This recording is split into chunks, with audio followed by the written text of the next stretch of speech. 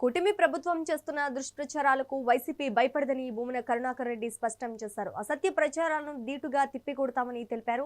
చిత్తూరు నియోజకవర్గ కమిటీ విస్తృత స్థాయి సమావేశంలో భూమన పాల్గొన్నారు. తిరుమల లడ్డు కల్తీన ఈ వ్యవహారాన్ని ప్రభుత్వం రాజకీయ లబ్ధి కోసం వాడుకుంటుందని విమర్శించారు.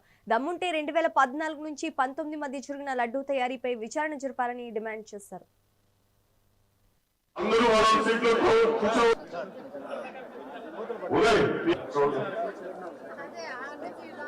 కాబట్టి దయచేసి వేదిక చుట్టుపక్కల ఉన్న నాయకులు, వైఎస్ఆర్సీపీ కుటుంబ సభ్యులందరూ కూడా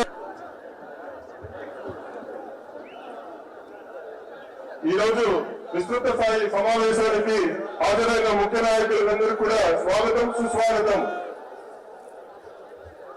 గారికి స్వాగతం, సుస్వాగతం. అదేవిధంగా ఉమ్మడి జిల్లా అధ్యక్షులు